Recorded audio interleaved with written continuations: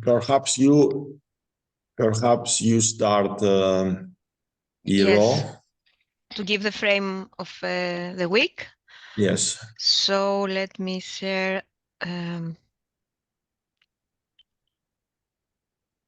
my screen, if you can see. So welcome to the third and final week of the Asterousia Hybrid University, talking about the integrated water resources management. And this week we focus on education and awareness. So we have together with us Francesco from UNESCO, us, the Secretariat of MEDIS, me and Vicky, and Professor Skoulos, of course. But as Professor said at the beginning, maybe the questions posed are an opportunity for all of us, because a lot of you are experienced educators, to exchange views on how we can educate about water and communicate about it in our campaigns more effectively. So let's see the questions as a starting point for the discussion we will have for the next one and a half hour. We invite you, as always, to have your cameras on. It's a group that more or less we get to know each other week after week, and many of you have already attended in phase one of this hybrid course. And so during the last 3 weeks, we have the opportunity to deepen on some concepts we have discussed, and on the other hand, to meet colleagues from faraway countries. So far, yes. Thank you that here is right, Asterousia Hybrid University, because in a different page I have in front of me is Hubrik University, which is totally wrong, of course. Yes. And means something too bad. Yeah, typos happen. We will trace it okay. and correct it.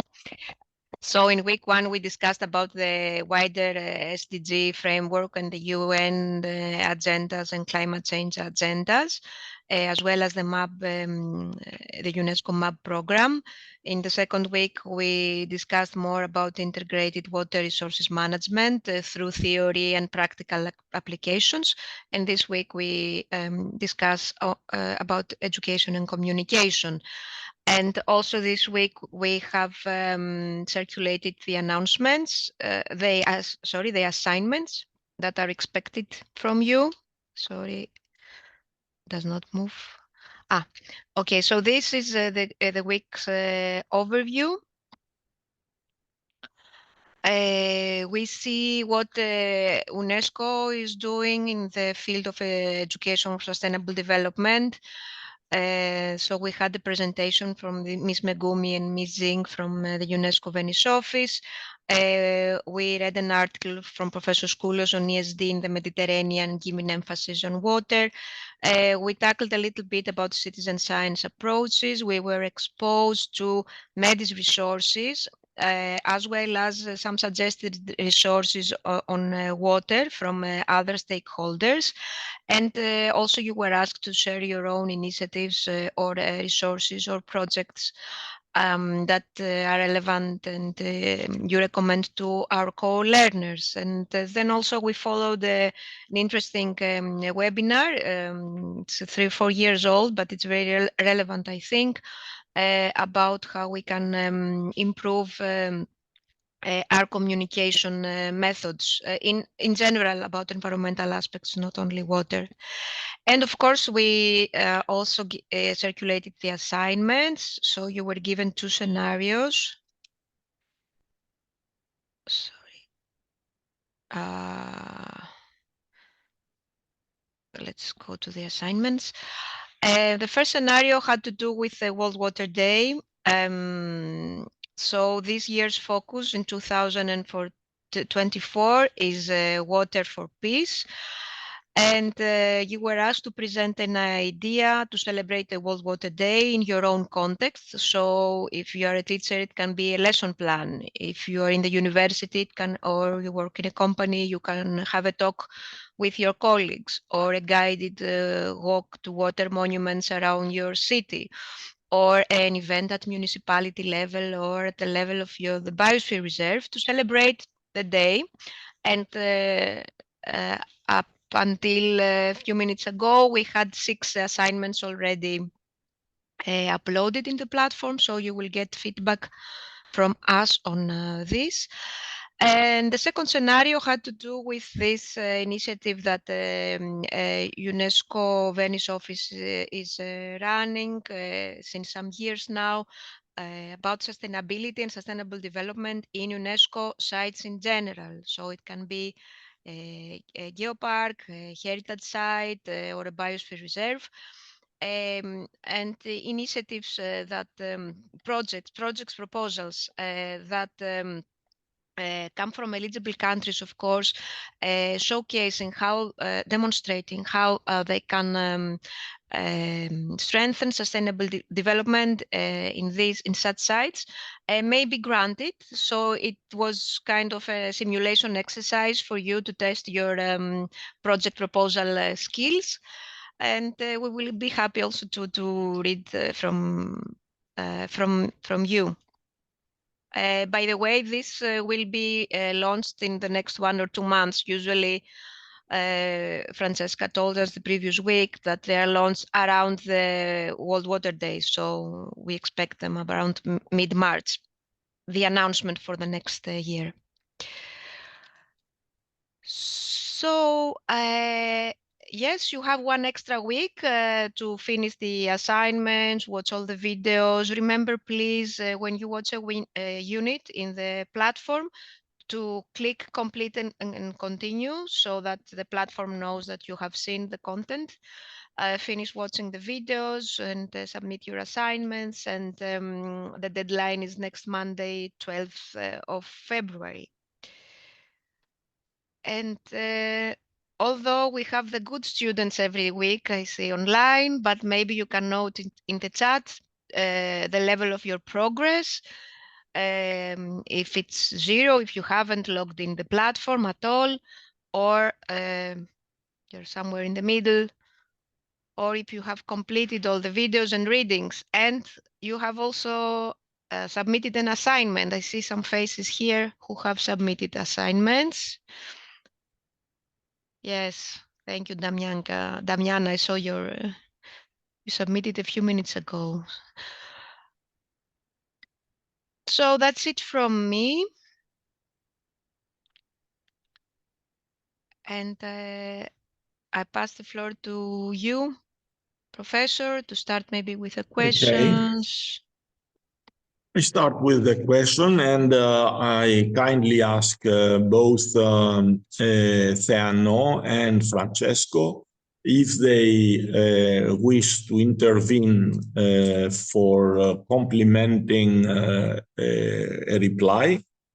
The same will be when Francesco will reply on behalf of UNESCO for some questions, where I may also intervene and add few additional points. So the first one is from Marwick, and is notwithstanding education on water, people and industries still continue to use it carelessly. Perhaps, I put, because heavily subsidized, because of the low price. What would be a fair price for tap water? This is a very difficult question to be answered. The first part is a statement, which is right. The statement that price guides behaviors in many cases is true. And the real price of water we pay in many countries is still very low. If you compare it, for example, with the telephone calls or the electricity bill or other things, the water bill is low. And this is also not only for citizens, but also for productive sectors. We have to remember, however, that one of the reasons is because the main consumer of water is agriculture. And agriculture is at the same time a productive sector and a social and an important social sector. So the prices there need to be low in order to keep food security, let's say, although the water cost of the agricultural product is not the major one. More is by other things, transport, for example, or fertilizers or energy. However, the price that the citizens, the households pay cannot be disconnected from other prices, the prices of economic sectors, industry, and agriculture. This is one aspect. The second aspect is that in many countries we have a progressive increase of the price of water when the consumption is getting higher. So there is, in some cases, a logarithmic actually increase, and this is fair. You cannot decide what is a specific fair price, because the economy and the conditions in every country or even in every region of the country might be quite different. So what we need to have there is a balance between, for citizens, a balance between the right to use of water, even for people who are really poor, and the actual price that is not for the water itself, but the services that bring the water to our houses, clean the water, or build infrastructures to secure enough adequate, good quality water with monitoring, with analysis, and the rest. So this is my reply. I don't know if Francesco or Theano wish to add something, or if it is enough, or if someone of you wants to intervene. Thank you, Professor Skouras. Maybe I would add something about the fact that so far, most of the times we forget about the green water, let's say. We always consider the blue streams, the water that it's transferred in rivers, lakes, and aquifers, but we don't consider the green water, so the one that is transported in the land, in the soil, and those in the air. And I think this is a limitation that also should be overcome, let's say, because the cooperation among countries should not, for water management, should not occur only within countries, but also extend it, among countries, and to consider not only the catchment area of a river, but also the transfer of the water in other ways. I think this is one point that I would add. And I perfectly agree with all of your idea, and also the fact of measuring water as an ecosystem service, I would add. Because even if we do that in that way, even when private companies will happen to manage water, they should probably have, let's say, if they receive public subsidies, they should probably have condition to maximize the public benefit. So to have water as a common good, and not to maximize the private profit, that's probably also something that can be said. Thank you. Thank you, Francesco. Thank you very much for these additions. What is to conclude? What is important for all what we have mentioned is the awareness raising and education. In this actually framework we are discussing today. So all what we said, I mean, also about the price and to be more with what Francesco said, to be more precise, to value water, because it's different, the price of water and value of water. And to understand actually all the other aspects of the value apart from price, education is needed. So this is what brings us back to the theme we have today. I hope Marvik. If I can, only one line. Also, progressive charges depending on the consumption. If we're talking about cities, is another tool that we have in our hands, and certainly this enables that you give the majority of the people and the poor people enough water, but then if consumption rises, you have another tariff. Yes, thank you. In Greece seems to work. Well, in many countries this works, and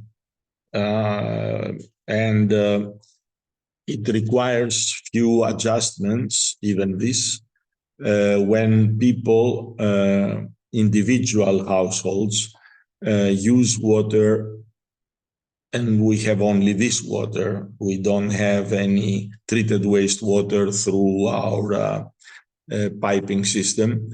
So if they have to water gardens, if they have to water green spaces, which provide oxygen and for the community overall, sometimes we need to have adjustment of prices. But this is, a minor corrective, let's say, measure over the progressive tariff. Now, I have another question about, I read it, despite water's importance often is taken for granted, and schools and teachers express less interest to work on any ideas to work on water, any ideas on how to reorient the focus. Well, this is, I may say, is not general, is not something that can be generalized. We have observed a kind of cycling of interest for some years when they have, let's say, for 2-3 years water projects. They may turn to something else, and sometime later they come back to the water issues.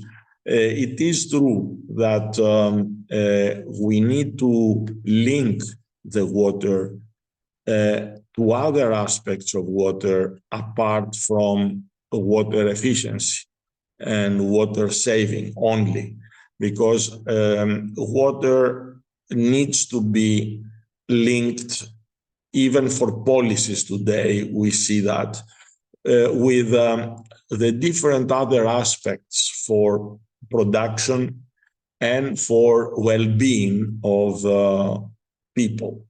For example, in the policies now we are talking about water, energy, food, ecosystem nexus. The same is for people to understand the complexity of the system around us, where water is so important, a connecting factor for all these things. So we need to link water and water consumption to climate change, to adaptation climate change, to water scarcity, to floods, to all the knowledge about. This is where also the museums come in, and where the traditions come in. And many other things, the cultural aspect, the mythology around water, so many things, art. So water can be presented in many different ways, and the key messages may remain the same, but integrated in a nice story, integrated in a nice and attractive story. So in most cases, we should well, lecturing on water is something, but even lecturing can be different from staying only on statistics, on damages, on the big problems. You have to bring in also opportunities, the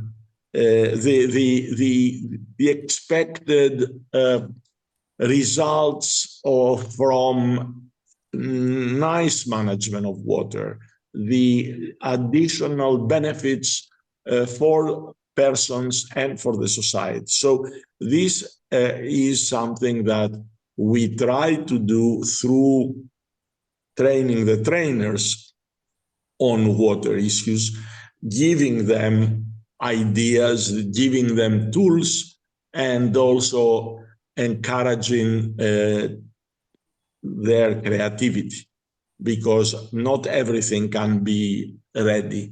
What a teacher and a real educator is doing is to get inspiration and ideas from the existing material and create something according to the needs of the specific group, the specific classroom. This is all what I had to say here. And also, when you ask any ideas, there are many ideas already in the internet. Already in the MEDIS page, you can find many things. Perhaps, again, Iro may provide some additional information. And the same is true for UNESCO, which has produced a very, very valuable, high quality material to assist educators. If you want to add something on that, please go ahead, both Iro and Francesco. You may provide some also. Francesco, go ahead. I see you. I will go. Okay, thank you. But so yes, thank you also, Professor Skoulos, for how you presented all the, let's say, the framework of education for sustainable development. And yes, UNESCO published several guidances, and it's the leading agency of the United Nations that it's delivering the education for sustainable development framework. You already mentioned many of the ideas, also the techniques. I would just add, for example, that the training programs for the teacher should also be poured together with like the development of new curricular design, and also to include and consider new teaching and learning approaches, because there is a broad agreement within UNESCO and outside that ESD, Education for Sustainable Development, requires a shift towards, let's say, experiential learning methods. So that could engage the learner, could engage the student, and promote their understanding while also promoting their critical thinking. a bit like it's happening with the STEM subjects. And also in this way, they are then inspired also to take action and to challenge themselves with the previous knowledge they had in the future. And this is the idea behind the Education for Sustainable Development that exactly covers water education and also climate change education, DRR education. And so this is a bit what I wanted to say regarding to this. And also another nice point that I think you touched upon is the one that learning should focus on local examples. So like in the way that if we are talking about water education and we are mentioning reservoir, basins, watershed, it's actually very much more effective. That's, I think, you probably can agree on this, that if local examples are given and analyzed, so that students can relate the knowledge they are learning in the class with examples of their area and the region. And I think this will promote also sort of stewardship mentality, so that they can keep it on after school, and also build in them the, let's say, lifelong learner idea. So these are just some of, exactly as the Professor Skouros said, just some of the activities and proposals that are related with ESD, but there are many more. And maybe later I will also mention some of the platform online where we can find all these resources. Francesco, I think you can continue, because the next question is for you, for UNESCO. Is there any repository or up-to-date online resources on water education you recommend? So perhaps you may continue, and then also perhaps also Hiro may add something. Okay, so then Hiro, you will continue. I will just continue the question. Thank you for launching this, let's say, this topic. And I think that there are many sources within linked with UNESCO, but also outside UNESCO. I would start by saying that, especially during and after the pandemic, we have seen so many different sources, and also an incredible amount of learning material that has been uploaded online. So there are many recorded classes, the massive open online courses, the so-called MOOC, and that are going to complement like already rich libraries for studies and papers. About UNESCO in particular, there is like the UNESCO Digital Library, where all guidances, handbooks, and much more material is posted regularly. This includes the guidances of Education for Sustainable Development, but then also the one that are linking with science, culture, and so on. I could also suggest the pages, the web pages of UNESCO linked with the programs. So this means the Intergovernmental Hydrological Program, the IHP, but also the WWAP, the World Water Assessment Program, that two of the main bodies of UNESCO, let's say, that are working on water education and also water research and science.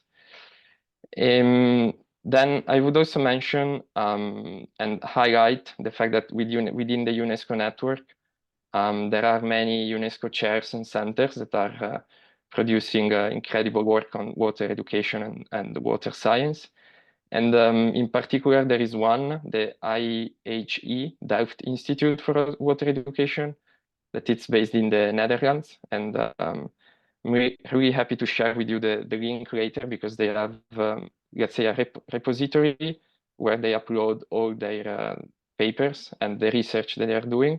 But they also have online open courses, the MOOC. So it's open for everyone that can that wants to add something and develop knowledge in water education. And so this is a very reliable source. And then also the UNITAR, that it's the United Nations Agency for Research and Training. I think these are many, but there is a lot of material, and I'm happy to share the links. Thank you. Over to you, Hiro or Professor Skouros. I'd like to ask Francesco to please as we reply in the next questions, to please send us via the chat the links so that we can inform not only the people who are here, but if some reference is missing from the suggested resources that we share every week, that we add these links. From our point of view, seeing education resources basically through the ESD lenses. As a MEDI Secretariat, you are welcome to browse in our website in the resources, and there you have the possibility to see our own publications, more recent and older ones. Many of them have to do with water, and also we publish selected publications or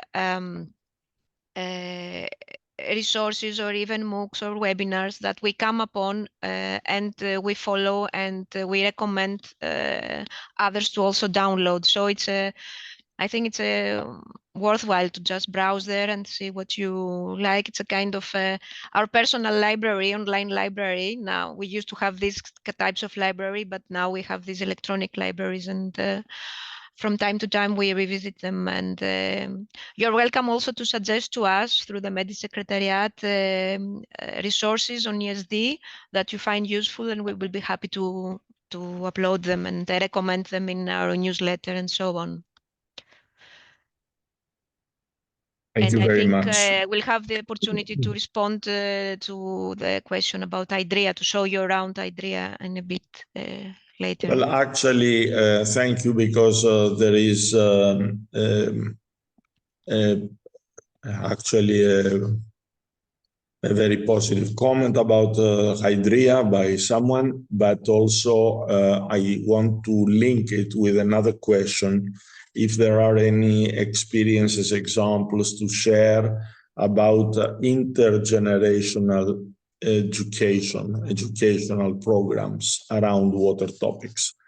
Well, I'm not aware of any specific, most probably there are some, but in many of them, in many surveys, projects on water, we are encouraging younger people to get advice and guidance, and go and meet older people, indigenous people, and bring in older knowledge on practices, because many of these practices are really wise, low energy, with low energy demand, and at the same time very closely linked with natural systems, natural processes, ecosystem services, and the rest.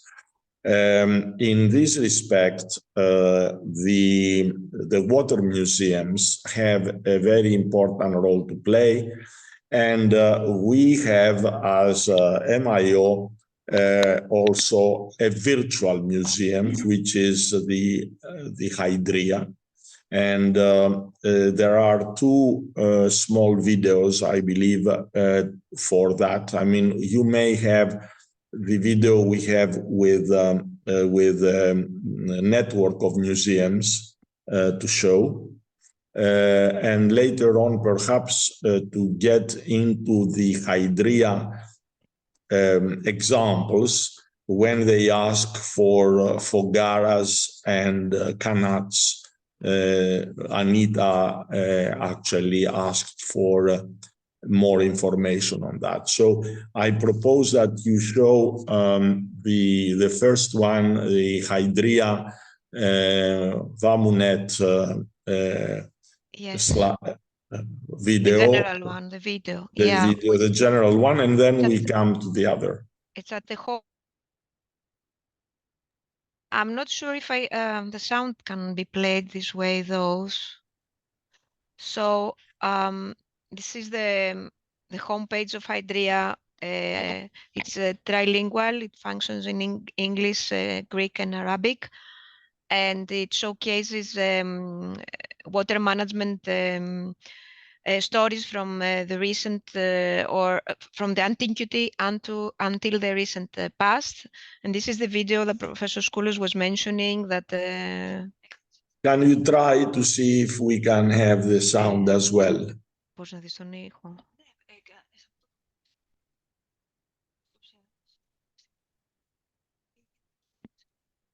Ναι.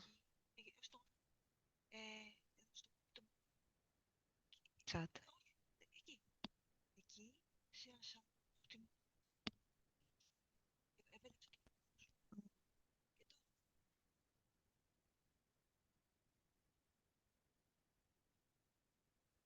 Can you hear now? No, But you can see the screen. we can, but Yeah, we don't. it's kind of problematic. But yeah, in order not to lose time, I have sent you the link, and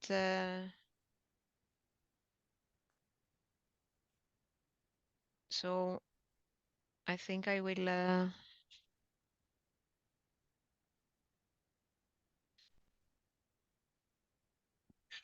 Ξέρω.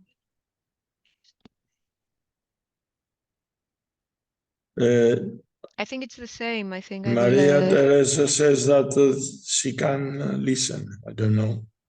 She can listen? I couldn't. Πήγαινε στην οθόνη σου. Πού είναι η οθόνη σου? Εκεί. Ωραία. Πάμε πάλι share screen. Yes. Share screen. Το πράσινο πατάκι που είναι εκεί.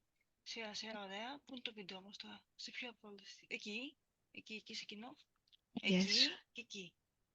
Ναι. Και τώρα play. Εκεί. Ναι. Έλα. Το πήρε. Ναι. You can hear? Ήρθε.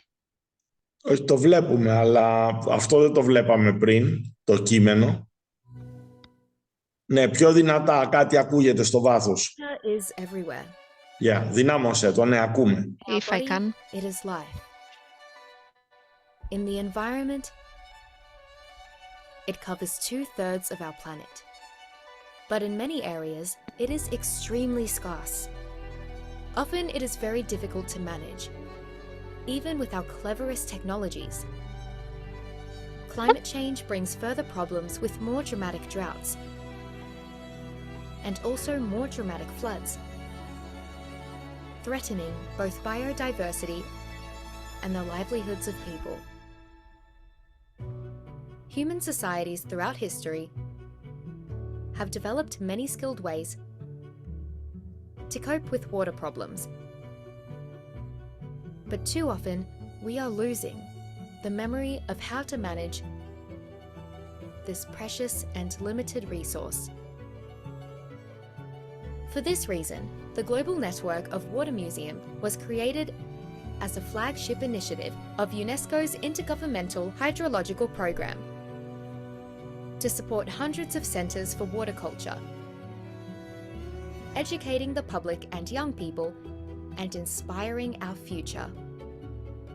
Among the founding members of the Global Network, Hydria Virtual Museum, created by the Mediterranean Information Office for Environment, Culture and Sustainable Development, works together with its 133 member organisations to promote to the wider public the awareness of valuable sites of water wisdom from the past. Hydria is operationally linked with the Mediterranean Education Initiative for Environment and Sustainability, which brings together some 6,000 educators engaged in teaching the Sustainable Development Goals. Outstanding examples of wise water management can be found all around the Mediterranean basin. From the ancient times, aqueducts were constructed, functioning with the force of gravity. Galleries, cisterns, and wells were built to collect rainwater and underground water. A remarkable history of waterworks in Greece, Italy, Spain, and North Africa has left a lasting mark on the landscape. Terraces were created for the cultivation of crops to provide food security and sustainable livelihoods for local communities. Traditional systems for capturing and channeling groundwater can be found in various forms across the Mediterranean. These systems have made cultivation possible, even in dry areas, including the desert. Oases are a prime example of ingenious technologies being used to support human life in one of the world's driest areas. In North Africa, specific techniques for capturing moisture from the soil and the air involved the construction of long underground channels known as farguras. Farguras connected systems of wells and shafts, transporting water by the simple force of gravity. We find similar systems in the northern Mediterranean, where they are known as qanats.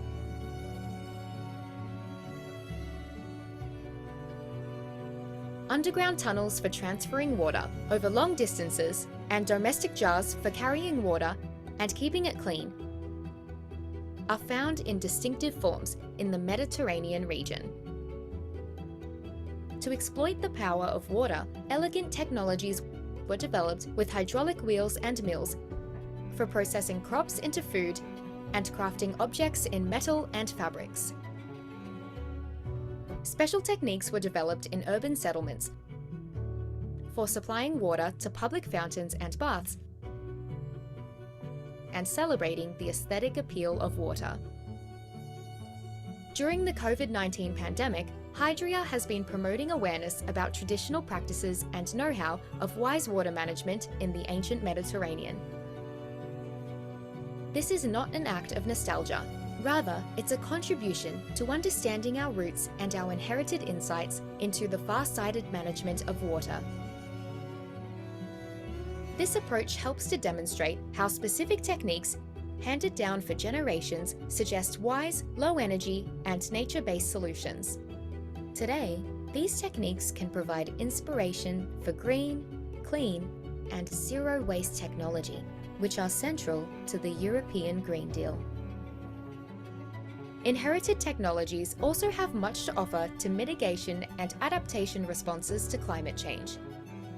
There are tangible benefits also for biodiversity and ecosystem services in line with the European Biodiversity Strategy for 2030. Learning from past mistakes helps to improve water management and to promote intercultural dialogue and cooperation around the Mediterranean and Europe.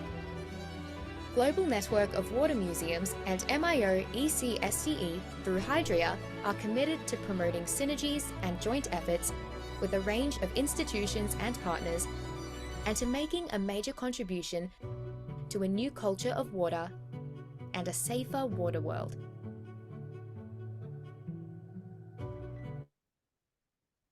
Thank you, Iro. So this was just something on Hydria, and also in answering to a certain extent the examples about intergenerational education, awareness, benefiting from capitalizing on the experience and wisdom of previous generations. Having Nicola with us from a museum, I'm very glad that he now makes the link with what we are doing all together on this issue. And also partly we explained the fogaras and qanats. These systems are very old, millennium years old, and most of the ones that are still in function are several centuries old. Most of them maintained till the 19th century. So old, but they were maintained. Many of them are still there and maintained. Unfortunately, some others are abandoned. The main, let's say, principle is that because of the change of temperature, they can actually, they have the condensation of vapor during the night, and also the capture of humidity in these systems, which actually there is a combination also of existing small ponds and other areas from where you may capture the rare but occasional input of water through infiltration. So there are different types, different variations of that in the different countries, but these are more or less the basic, let's say, principles. I don't know if there is a specific video. So now that we know that it's working, maybe it's a 1 minute animation. I can try to share again. Explaining, so one of the cases of Hydria has to do exactly with Fogaras. So if you can see it.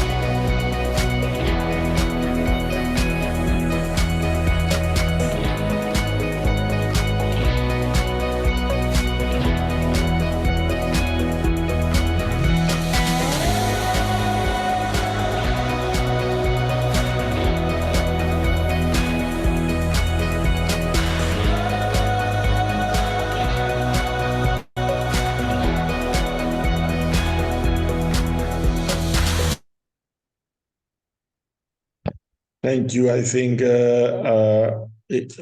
that Anita has a much better understanding now of these systems for Garas and Kanats. I don't know if someone, if Francesco or Nicola or Theano wish to say something, or otherwise we continue. No, I just want to thank you for showing the video. I also understood how the system worked, and it's an impressive work. Also, the animation. Thank you for showing that. Yes, actually in Hydria, just to align on this, although we have something like 35, 40 cases, if something is complicated, and it's difficult to explain. It is explained through animations. So we have 7 or 8 animated clips explaining the water work, and yeah, it can function also for educational purposes. And you can propose and prepare cases to be added if these are interesting. You may propose that and you may submit it to us, and we'll try to find resources to include additional cases. Usually, every case costs something like 1,000 to 2,000 euros, but so it is even better if you can prepare the animation yourself. Otherwise, we can do that, and this is approximately the cost of such the whole case to be prepared. And so it's not a lot of money, but still we need additional resources for that. But we want to have more cases. Perhaps some museums may be linked to that with cases that are closer to them. Okay, the next question is also by John to UNESCO. How high is ESD for 2030 priorities are placed the water-related topics? I mean, the question is in the ESD for 2030, if water-related topics are there as priority. It's for you, Francesco. Thank you also for who posed the question, John. I think that I wanted to say that the ESD, so the framework for education for sustainable development, it's basically taking up and continuing the work that was started in 2005 with the UN Decade of Education for Sustainable Development, and then continued with another program, the Global Action Program, for like 5 years. And then in 2020, started this ESD for 2030. So it's taking up that work, and it's water is highly relevant in the content and also in the strategic priority action areas. But obviously water it's included, as well as other challenges and urgent topics that need to be addressed that were also mentioned by Professor Skouros earlier. That means climate change, disaster risk reduction, sustainable consumption. So all these topics are included in the Education for Sustainable Development framework. This is why is it this? Because like the ESD for 2030 aims at like promoting and advancing all the sustainable development goals, all the 17 SDGs.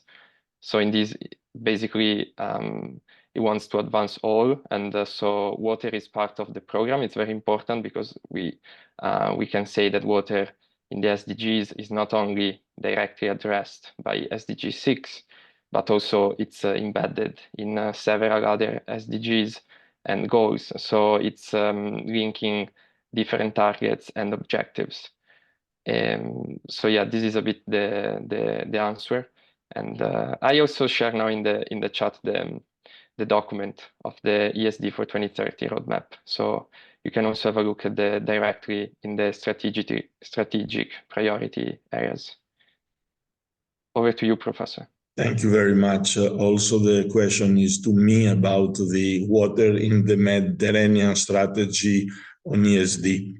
Yes, water is there.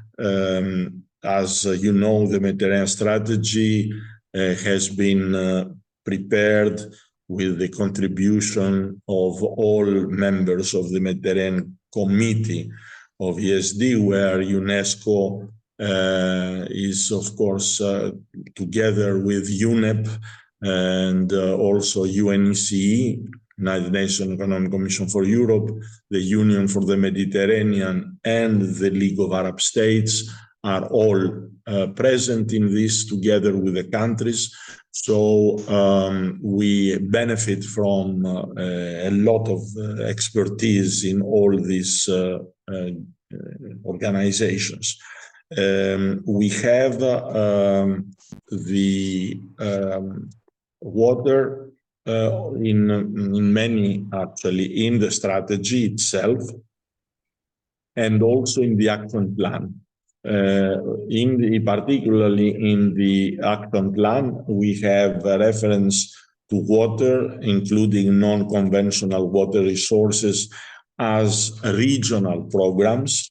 And also we have the priority thematic areas on ESD in the Mediterranean region, including more specific, like integrated water resources management and non-conventional water resources, also water within the climate change adaptation, and also using water monuments as entry points of ESD by actually what we have explained before. So linking natural and cultural heritage.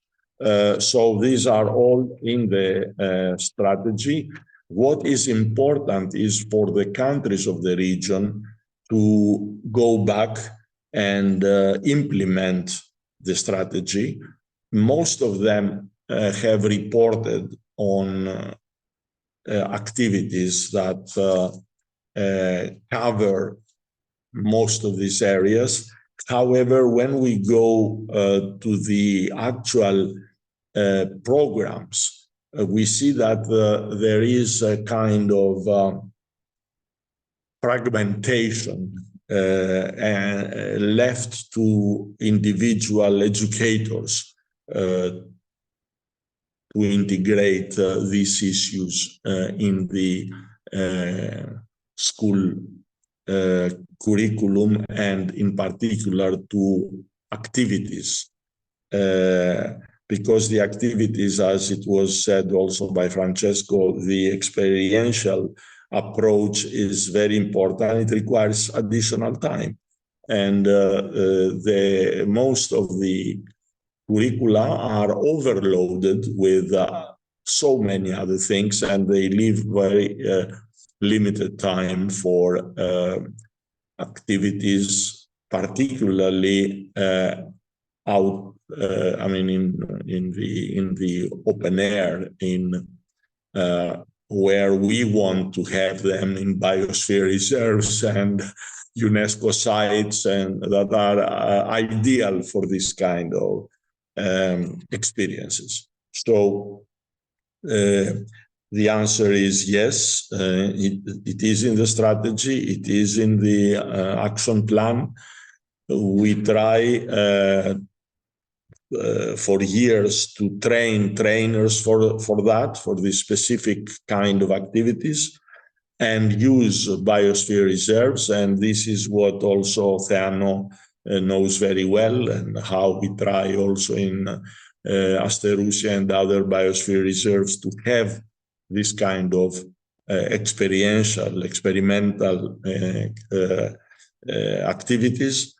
And we still need to enhance them. Now, there are two more questions, much wider. The one is, how do you respond to apathy in general? Apathy of the general public. And here we are, I guess that is not only also apathy in schools, perhaps, but this is, I think, going beyond schools. And the other is, how can we make environmental responsibility a social norm? Well, these are different, are not exactly the same, but somewhere they meet the two things. There are very serious questions about the current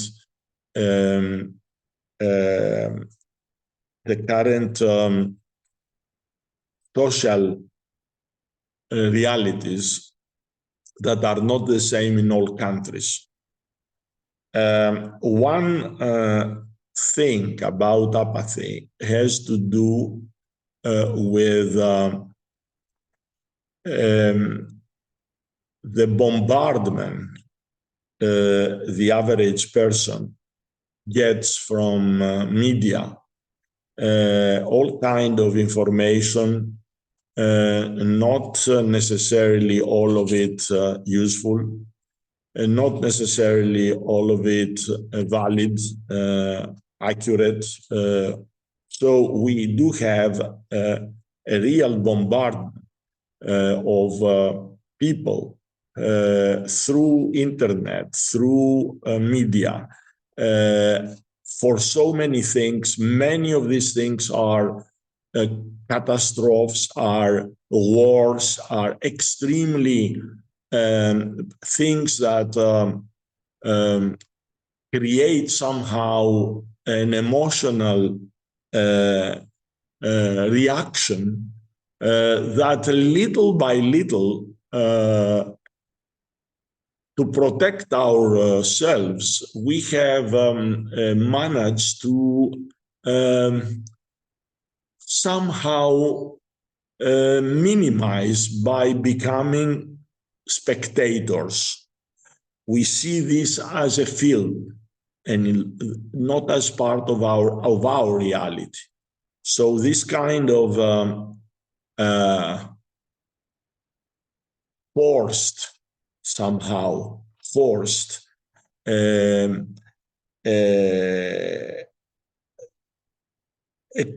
we are exposure is forced exposure to extremely strong messages, more than messages, things that actually try to raise our emotion.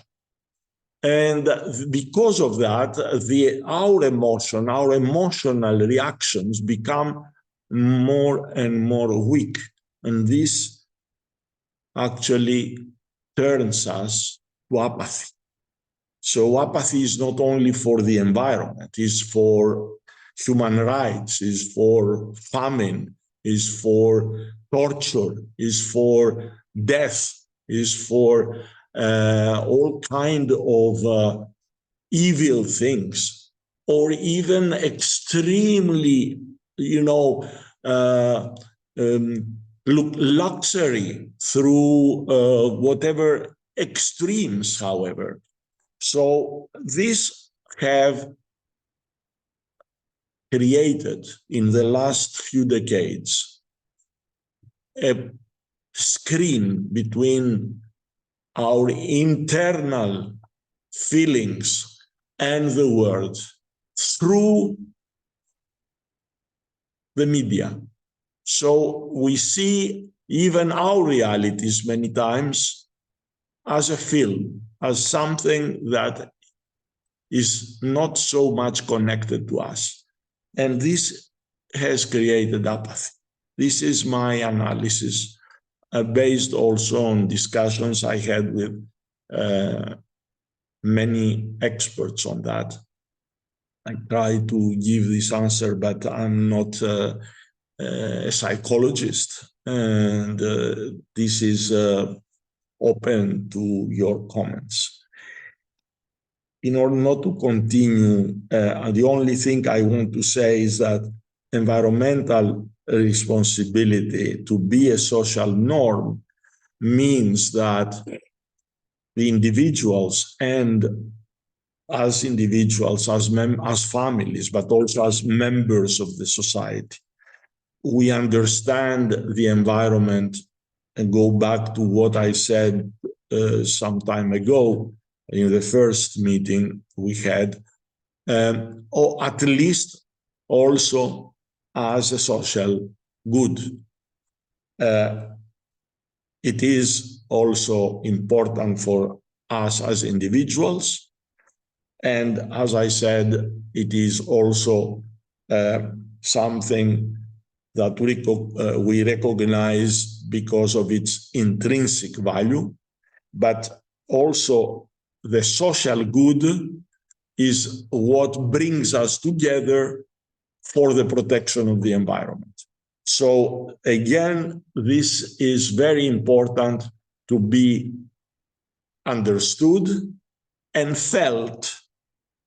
So if we have apathy for our natural and cultural goods, it is difficult to build and enhance responsibility for something that we don't understand as important and something for which we are responsible as well.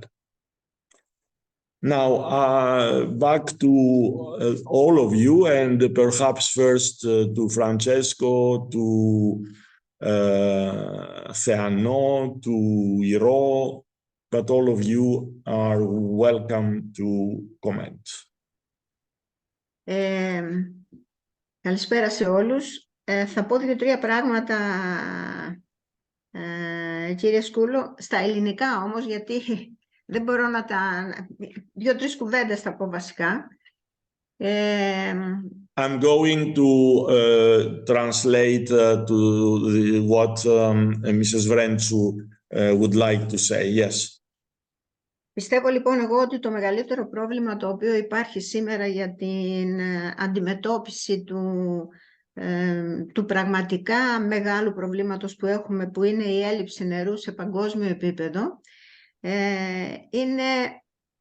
είναι βαρύ αυτό το οποίο θα πω, αλλά θεωρώ ότι οι κυβερνήσεις δεν έχουν σκύψει όσο θα έπρεπε πάνω στο συγκεκριμένο πρόβλημα. Οι στρατηγικές δηλαδή, οι οποίες θα έπρεπε να έχουν χαραχτεί από όλες τις κυβερνήσεις σε παγκόσμιο επίπεδο, γιατί πρέπει να πούμε ότι χωρίς νερό ζωή δεν υπάρχει.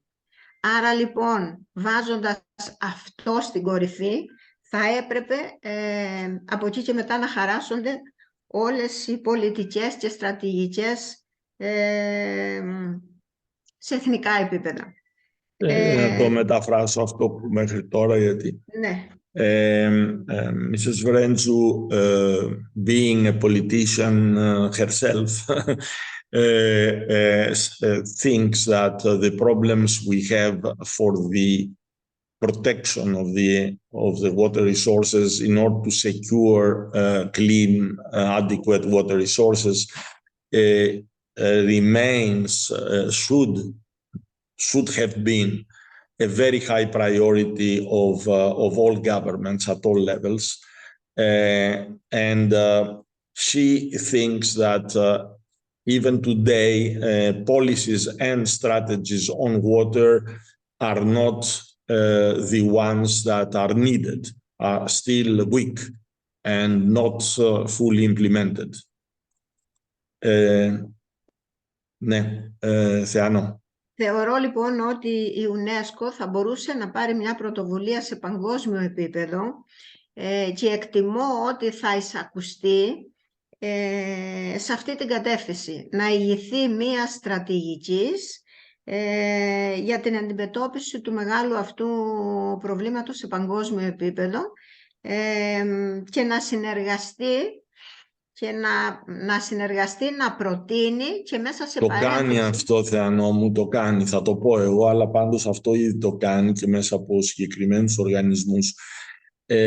Το γνωρίζω, Μιχάλη, ότι το κάνει, αλλά πιστεύω ότι πρέπει να επιμείνει ακόμα περισσότερο. Δηλαδή, βλέποντας πώς λειτουργούμε εδώ σε πανελλαδικό, σε εθνικό επίπεδο και σε περιφερειακό επίπεδο, ενώ θεωρητικά και στα συνέδρια και στις ομιλίες και στις συναντήσεις και παντού πρώτη προτεραιότητα είναι η κλιματική αλλαγή, οι στρατηγικές από εκεί και μετά και η κατανομή των πόρων δεν είναι η αντίστοιχη.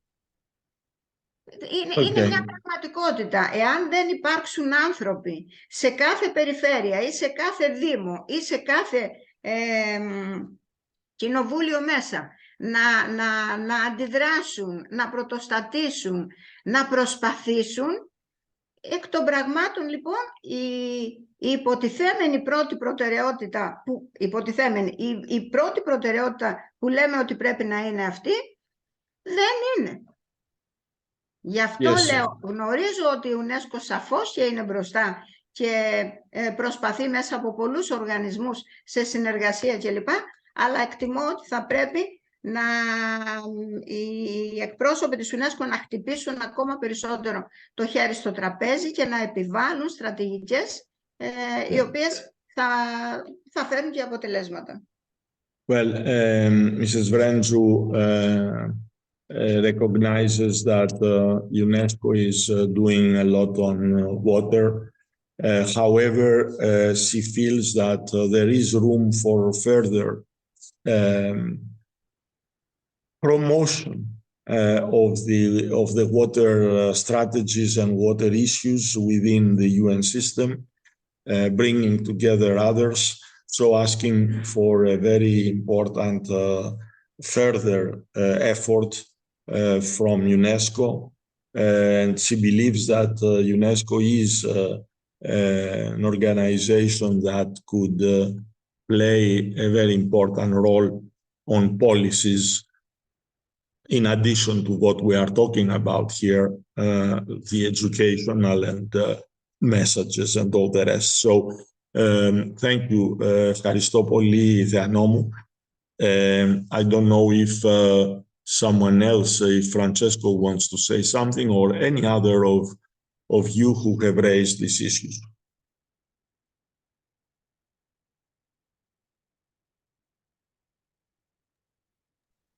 I don't know if anyone else wants to add something, but definitely I would thank Ms. Teano and for bringing this up. And I think that UNESCO is working a lot with all its programs, the one that we already mentioned, but for sure UNESCO as well acknowledged that there is still a lot of work to do, and especially like to connect, and that's also the power of, let's say, of a UN agency that can bring together different actors within the countries, also at the regional level.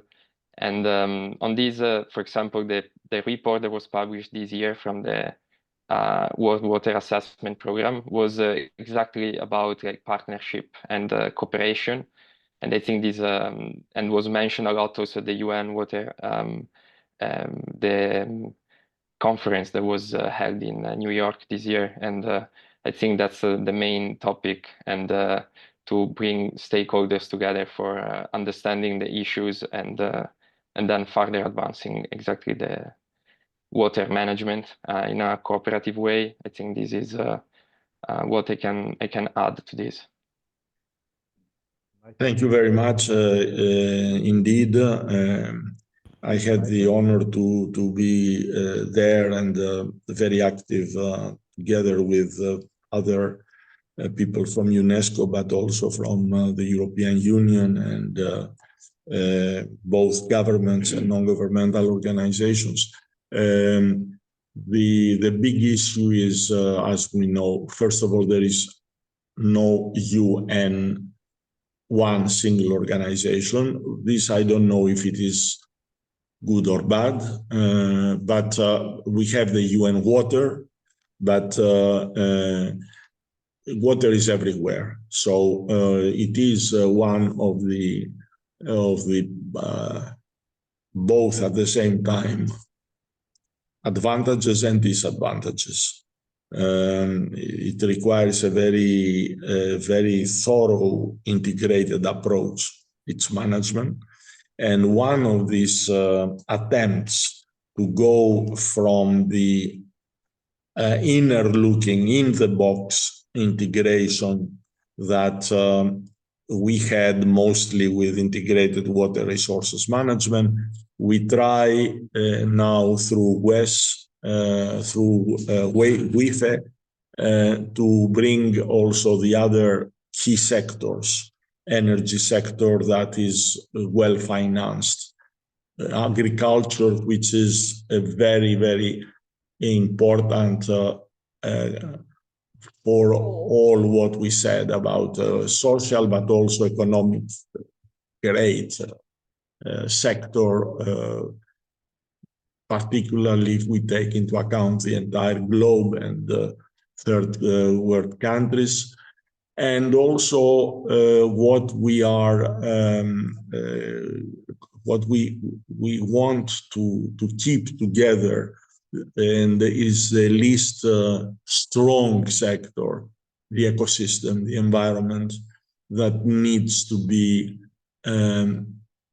put in this nexus in order to give it also the prestige and the support we need also, even with assessments very, very broad and approximate of the value of the ecosystem services that are forgotten many times, taken for granted.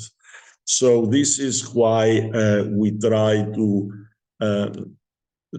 somehow cover the gaps and weaknesses that Theano mentioned.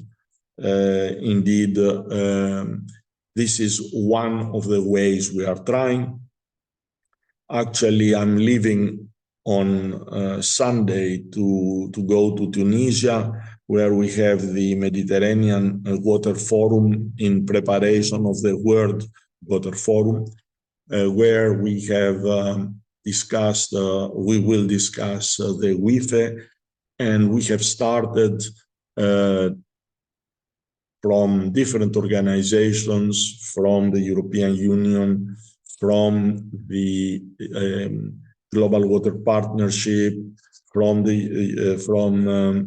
Union for the Mediterranean, and many others for the Mediterranean, to have a strategy, a first regional strategy on WIFE.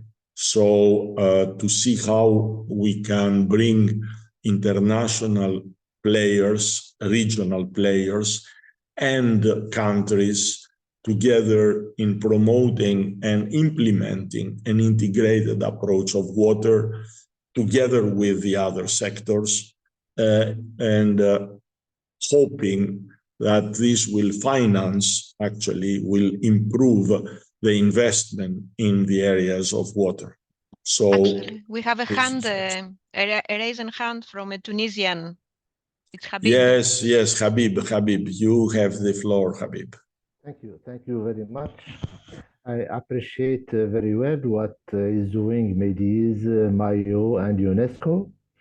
And in link to this issue, I believe that in our future water strategies, we have to keep in mind, and we have to fight to change our perception of the water.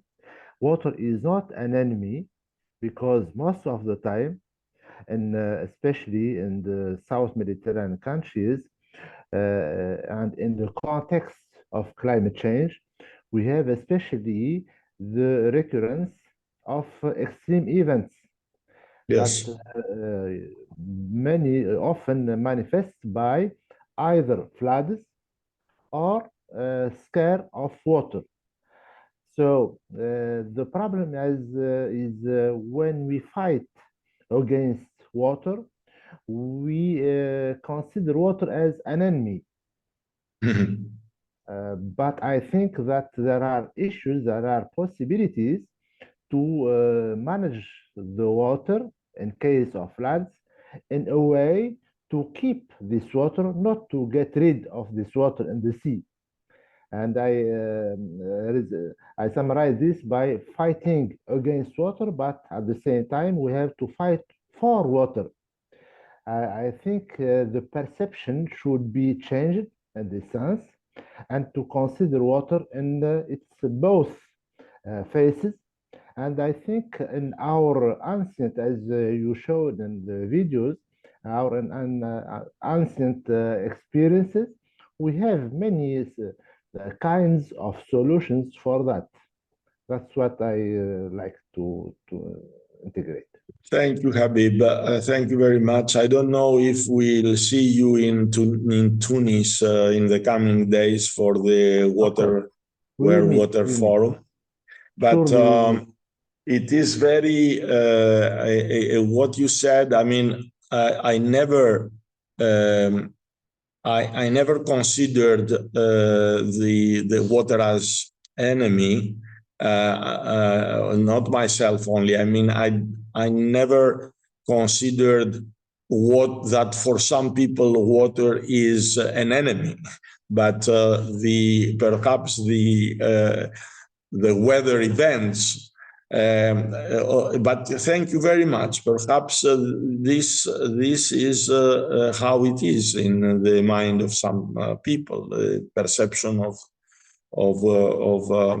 water events as water. So it is important to keep that in mind. Thank you.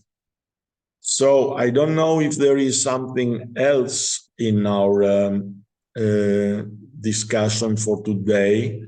There are some interesting links shared in the chat, so please download the chat because there's some discussion and some links shared there.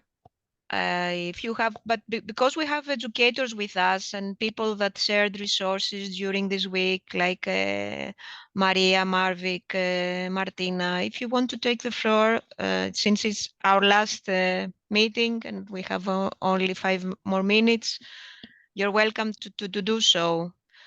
I was also thinking about this question on apathy.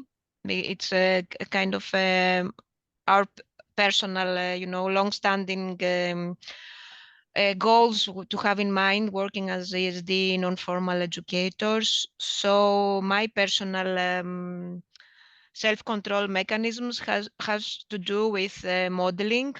I guess in one hand, you have to be energetic yourself in order to inspire that to the students, and you have to stay off screen, find some way to stay off screen. And my personal recommendation against apathy and in front of nature would be to spend time in nature with the kids, with the students. So as a family member or as a teacher, spend time in nature and learn to love it. Thank you, Iro. Quite so. Don't forget the original message of environmental education, which is also for education for sustainable development, is for, but is also in the environment, in nature.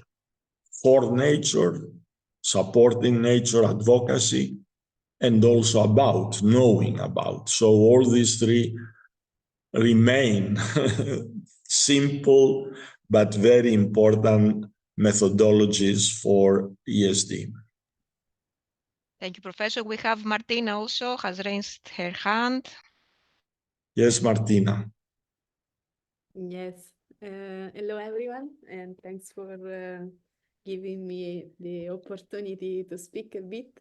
Speak a little bit louder, please. Okay, can you hear me? Yes. Okay. Yes. And so, yes, I'm very happy to share one of the initiative I'm leading right now, which is a Blue School project. And this project is ongoing in a biosphere reserve in Italy, which is actually the first biosphere reserve designated by UNESCO a few decades ago. I'm really proud to share this result because it's a personal and professional achievement that I gained finally.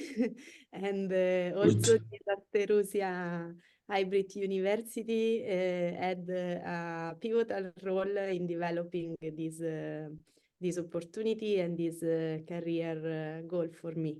You can find the presentation I shared before in the chat, so you can have the time to read it carefully later. But I'd like to take the opportunity to share with you also another thing related to this project, which is connected to the Asterousia Hybrid University itself. Because after our in-person meeting and also after the second phase online, I get inspiration to include also additional collaboration in this project. And so I'm really proud to introduce Damiana Manca, who will join us during the field session of this project.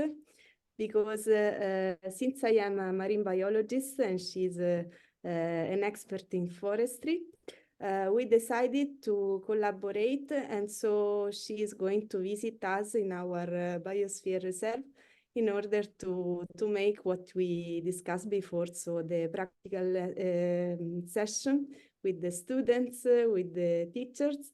And so just a little bit in advance, because this will happen on the 20th of February, I'd like to share with all of you this nice thing, which is also an outcome of this project and this course. So thank you all. Congratulations, and thank you very much. And this is, Martina, is very, very nice. Thank you very much. It's a good example also for others and the inspiration for others. Thanks a lot. Thank you. Thank you. If there is no other request from the floor, I would like to thank you all. Professor Scolius? Yes, please. Yeah.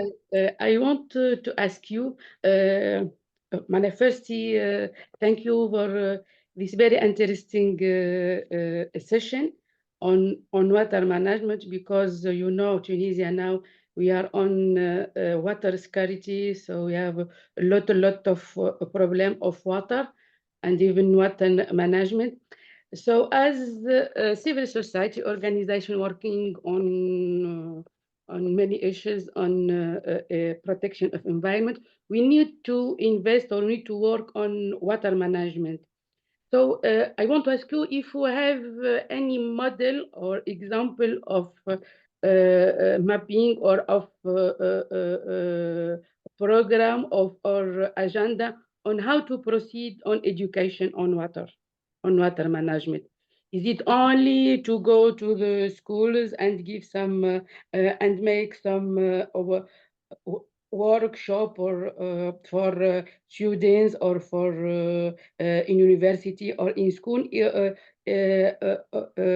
Is it enough for us, or we need other work, other programs, other details on water education? Because no, definitely, what we try to say throughout this university is that it's not enough to have only formal education. We are asking also for non-formal and informal education, and particularly for NGOs. They are not part of the formal education. They are part of the non-formal and informal. The non-formal is where you can actually contribute to the work done in schools by presenting cases in schools or actually securing the extension of the work in the field. So this is an area that we have discussed a lot, and you have the guidebook we have presented to you for the ESD in biosphere reserves and protected areas, that has been co produced by UNESCO and MIO, the big book. Yes. So you have many examples there. And the other thing is for informal education, you have all the awareness raising campaigns, programs for economy of water, for respect of water, for all what we have discussed. So I think that if you implement what we have discussed, you automatically expand your work with the society for the protection of the water environment, aquatic systems, and also economy of water. I think all resources that have been shared in the chat that we have been discussing throughout the 3-week session can be useful for you, Najwa. So I invite you to revisit the recommended reading list also. It's a never-ending process, of course. We will add the links that were shared by Francesco earlier. And I have, although we are beyond our time, I see one more hand. I don't know, Professor, maybe we can take a comment from Tamer as well. Yes, please. Yes, please.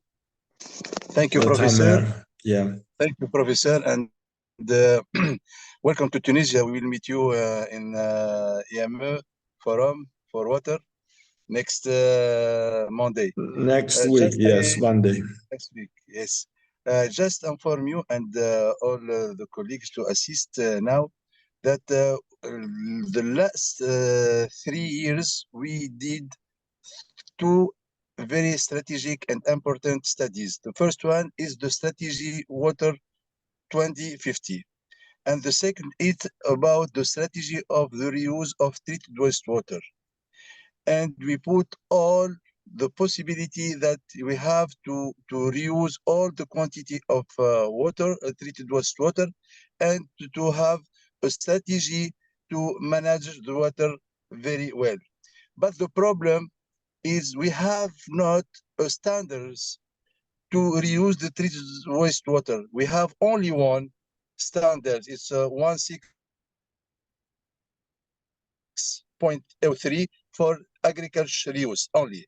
But now, with because of we have not a lot of rain and citizens need use a lot of water, we have to find other standards for other sectors like tourism, like industrial, like other activities that we have find standards to be able to reuse the lot of quantity of treated wastewater. We have about 300 million of metric cube per year, and we use only about 20%, 60 million metric cube per year. And all the majority of water, treated wastewater, are used in agriculture or in natural. That's only. So our goal now is to find a new standards to help us to reuse treated wastewater in other sectors. And thank you very much. Thank you for raising this. It's a very important issue. And I can tell you that is not the problem for Tunisia, for you. Even in the European Union and in the United States, all over the world, the issue of standards of reuse of treated wastewater is one of the areas where we have a lot of work, still not globally accepted, widely accepted standards. And this is because and particularly for types of agriculture, not for trees, but for leafy vegetables, we need to have a precautionary principle. It is very, very still open the question of the micropollutants, the endocrine disruptors, and this kind of things, where we have to see how we can address the problem, let's say, of the metabolic products of pharmaceuticals we take. So at the moment, the water, the reuse of water started with urban uses for watering parks, for washing streets and these kind of things. And little by little went into agriculture. And indeed, in some countries of the region, including Cyprus, Malta, and Israel, we have almost 100%, more than 90% reuse of water. In some countries, they have managed to have special systems or encouragement, not throughout the country, encouragement of having a new distribution system with piping in the houses, in the apartments, and use gray water for flushing toilets, for washing. So two categories of water to use. So this might be one of the future solutions, to have these two types of water. And definitely there is a rapid improvement of technologies through membranes where we can, of course, with higher cost, produce very high quality of water, higher quality of water. So this is why at the moment many countries have not adopted full range of standards for the different uses, but very soon we'll have that. I expect that in the next 2-3 years we are going to move into that, because there is such a big demand to have a full regulation of this water. So this is one of the issues also, I believe, that will be discussed also in the Water Forum, and particularly the Global Water Forum, the World Water Forum. Thank you very much. You raised this issue. So thank you. I hope that we have covered the questions, and we can conclude here. Thank you very much all. Thank you very much, Francesco. You have represented perfectly the UNESCO, our colleagues in the UNESCO office. Thank you, Iro. Thank you, Theano. I don't see you now. Thank you very much, Theano. And thank you all. We wait for the completion of the different documents. And Iro, you asked for, I don't know, also some assessment. Yes, and evaluation. You have one more week. Some people ask for the recordings. Maybe we will share with the entire MEDIS group the 3 recordings, so you have all 3 sessions, because later this afternoon we will upload in YouTube.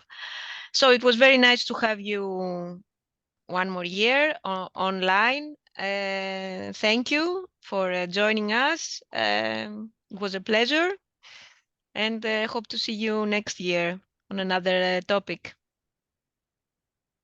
Okay, bye-bye. Thank you all. Bye-bye. Bye-bye. Thank you very Everyone. much. Bye-bye. Thank you very much. Thank you so much. Thank you. Bye-bye. Thank you, you. everyone. Bye. Bye. Thanks, everybody. Thank you.